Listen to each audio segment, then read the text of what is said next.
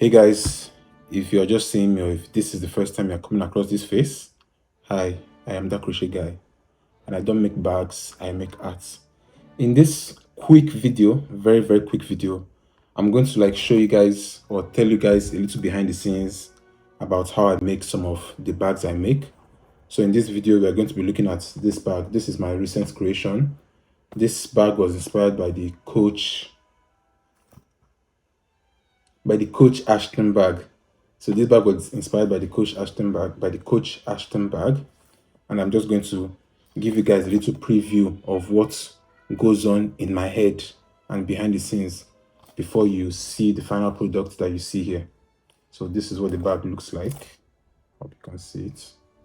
This is what the bag looks like, and I decided to use this kind of colors because first of all, this is what I had around and I loved the color blend of this ice glass color and the white. So basically, before I start making any bag, I kind of go through some steps. So step one, I basically pick which bag I need to do or need to recreate or get inspired by.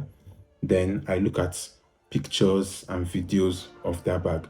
So I basically search that bag online. Like for example, when I wanted to make this one, I went online and searched Coach Ashton bag, and I looked at different pictures of this same bag in different colors on the website as much as I could find. Then I go to places like TikTok. TikTok helps me a lot. I go to TikTok, then I also search the Coach Ashton bag.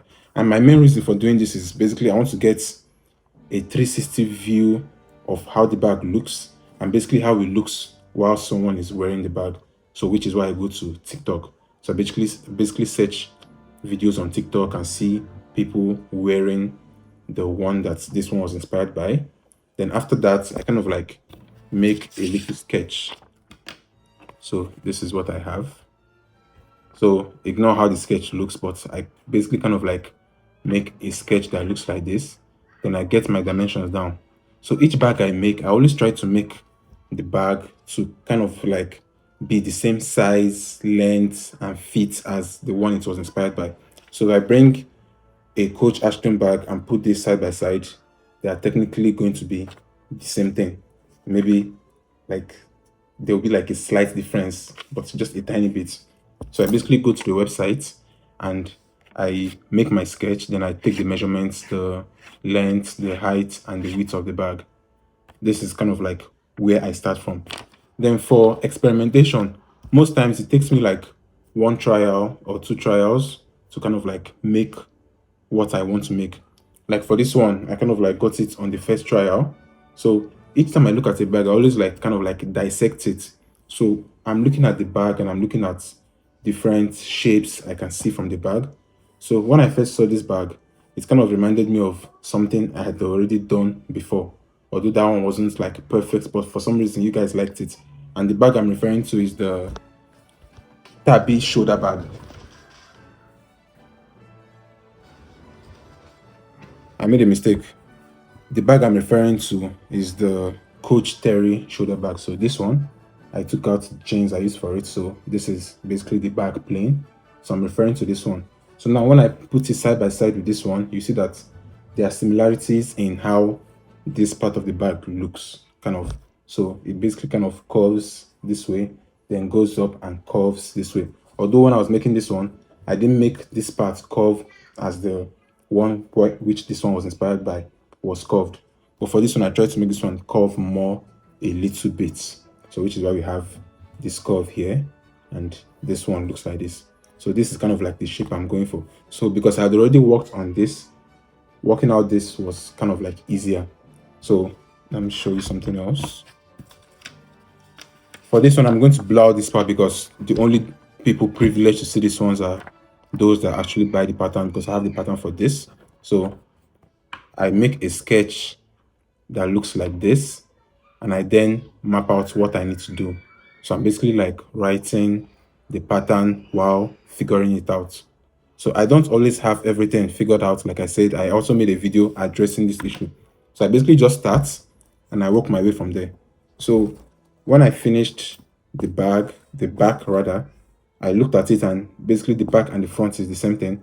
And for the sides as well, I also made a little sketch and then worked my way from the top going down this way, if I remember correctly. Yeah, was that how I did it? Let me see. Yeah, I worked my way from the top going down. So from the top, I then made some increases and increased on this side. Same thing I did on this side.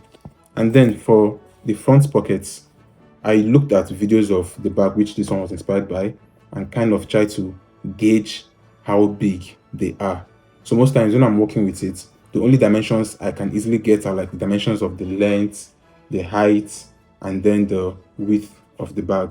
But then every other thing, I kind of like try to visualize or gauge how the stuff will look.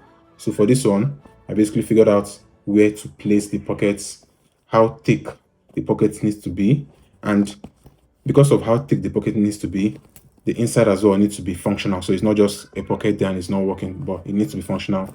My hand can like fit in to the bag properly and everything looks and works well.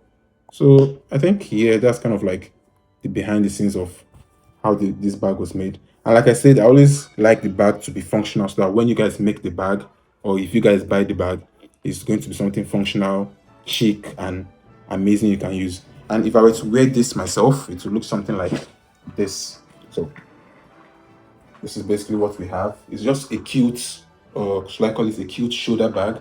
So this is what we have. And the bag looks this way. So I think that's it. So this is kind of like a cute or a little behind the scenes explanation, if you might call it that, of how this bag came around.